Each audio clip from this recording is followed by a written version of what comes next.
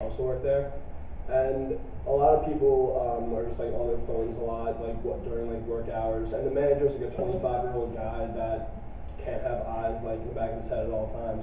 So I kind of took initiative as one of the older guys, and just to make things go more efficiently, I told the younger guys there's time to do that after work. Like you're here for a few hours, just kind of get your stuff done, and then there's plenty of time to do that later. Describe a time when you saw a problem and took the initiative to correct it, rather than waiting for someone else to do it. My junior year of high school, my teammates were fighting.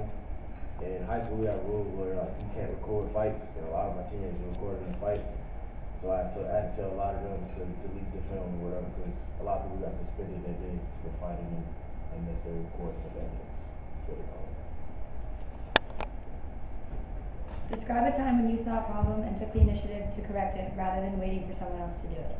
I worked for a catering business. After like the event was over, some of my coworkers would take the leftover alcohol for themselves, and I just told them to stop doing that, and they stopped doing it. Describe a time when you saw a problem and took the initiative to correct it, rather than waiting for someone else to do it.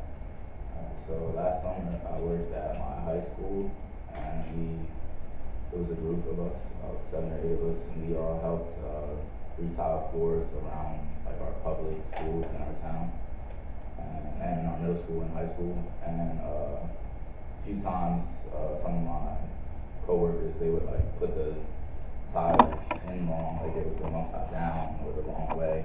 They had to go like a specific way each tile.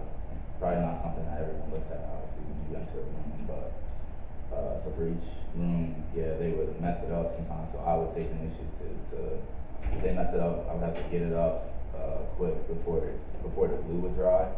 So I had to get it up and then replace it. So that's what I would do. Great. So feedback, what did they do well?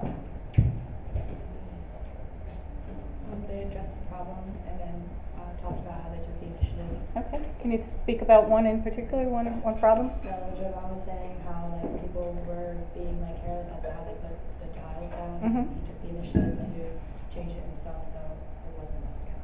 Good. What else?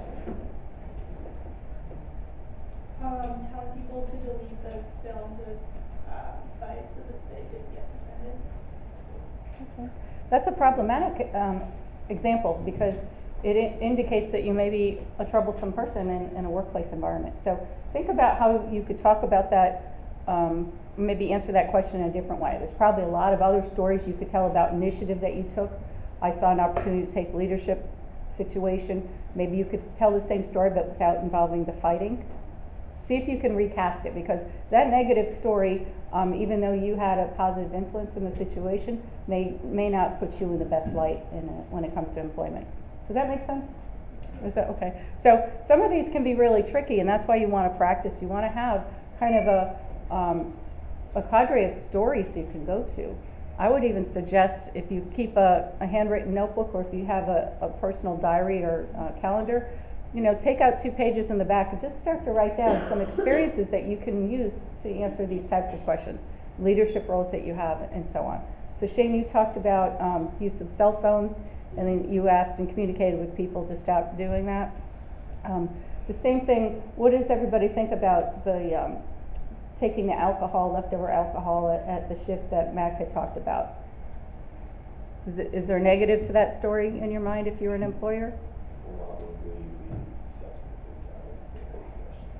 Yeah, I mean, while you're responsible, probably not the best story to pick. So I would suggest, certainly don't use that for the homework that's due Wednesday. But take a look at that and see what you could be, maybe a different way to answer it that could be more palatable for a business environment. Does that make sense? What else? What other things did they do well?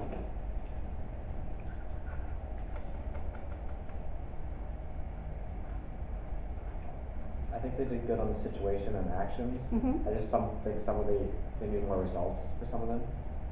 Yeah, so Joanne, you had a really nice story about fixing a tile, but you didn't say anybody said the manager came and was really pleased with it, or follow it up with some sort of a solution that said maybe you got some, positive praise for it, something like that. What else? Chance, what else would you give the feedback to this crew? I'd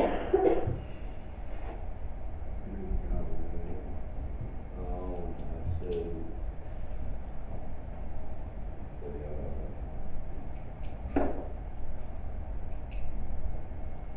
they all, What about their body language? body language is pretty good. They all posture seem straight. They were all sitting somewhat up. They all spoke pretty well. Yeah, they all spoke loud. I could hear. Yeah, there was no low tones or mumbling at all. What about eye contact? If you asked the question, did you feel eye contact was strong? I felt like, for the most part, eye contact was pretty good. I feel like Devon could have maybe made more eye contact with the audience. And I also felt like Matt could have, like, enunciated himself more. Like, I don't know, I thought you were kind of, like, trying to be too calm with it, like, too, like, smooth, you know, but you could have been, like, more, like, excited. This is my thing. Yeah, I think, take a look at listen to the feedback, take a look at the video. I'll post it shortly and you can see how you're coming across. The video's not graded, it's there to benefit you. So, for the most part, you're gonna be in a situation, most likely at a table. You may be sitting in stools that are like bar level type stools. In that case, you really can't be fidgeting around. You have to sit, in kind of a dignified stance if you're in a situation like this. Obviously, if you're doing something through video camera, everything including, the angle, the lighting, what's behind you, don't have a stack of dirty laundry sitting, if you're doing it in an apartment or dorm room. Make sure that you're coming across well with how you're presenting yourself. So, thank you guys, great job. We have time to do another round, so who wants to get some more practice? We didn't do, oh, I thought we did too. That's why I thought we finished. Okay, no wonder we have time. Yeah. Okay, let's. Ryan's got another question for you, just when you thought you were off the hook. They're like, oh, thanks, dude, yeah. All right, so why don't we start with Jovan? Tell me about a time you needed to get information from someone who wasn't very responsive. What did you do? Okay, so a time where I needed to get information from someone was for practice in high school. In the beginning of the season, we didn't have any way to get information from our coach other than meetings or when we would watch film. So we took an initiative, well, me as a captain and my other co-captain. We created a group chat with our cell phones or group chat, with text messaging, and then later in the season, our coach actually used Remind Me, which is the app for group messages. Tell me about a time you needed to get information from someone who wasn't very responsive. What did you do? A time I needed to get information from someone. I was working on a project for a presentation for class, and I could not get in contact with my partners at all.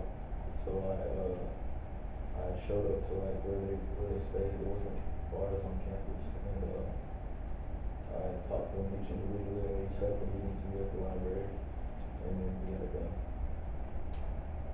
Tell me about a time you needed to get information from someone who wasn't very responsive. What did you do? I needed to get information for what time we had meetings in practice one day, and because I was sick the day beforehand, so I wasn't at the previous meetings in practice.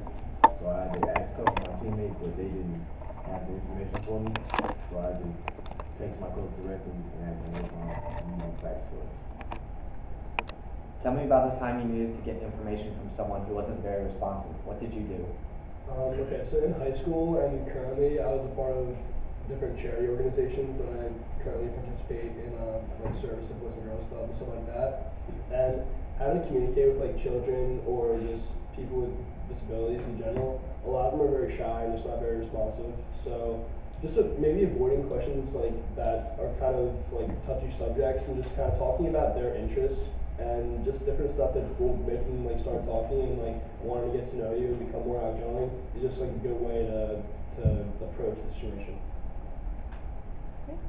So nicely done. Now we'll give a round of applause. Okay, so what did we hear about situation, action, result? Let's start. Riley, do you have your hand up?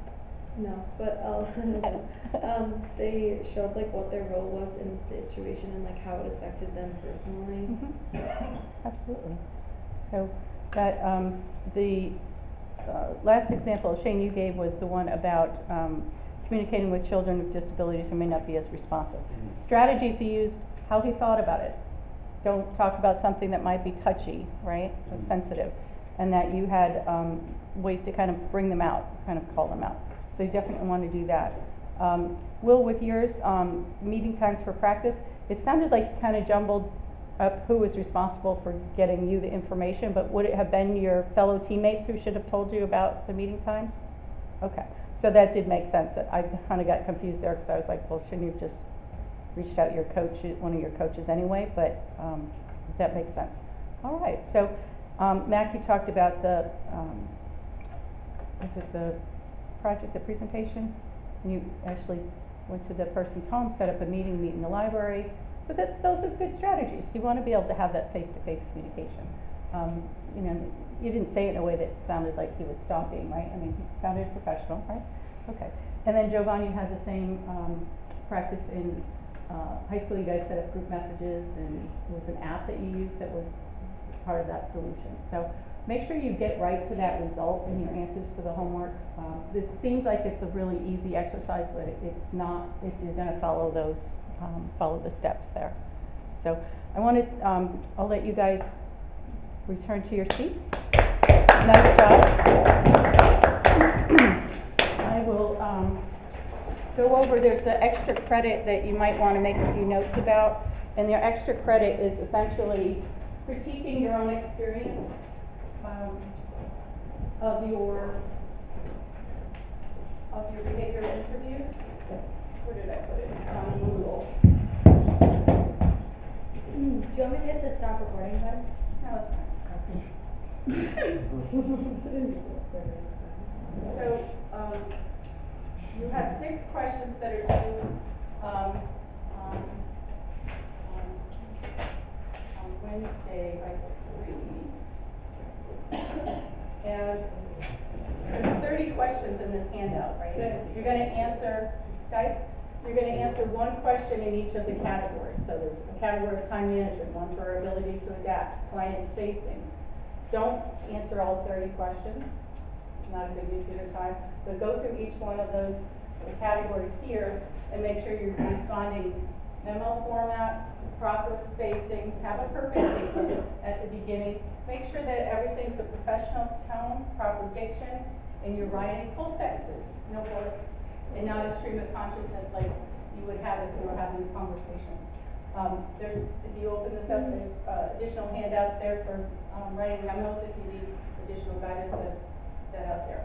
The extra credit, which is 5 points due Friday in written form, you're going to write a memo by 3 things you did well and at least 1 thing you could improve. So if it were me, I'd want to make some notes now, since I just went through this process and got feedback from folks in class about what I could improve on. I probably would make a few notes so that it makes it easier.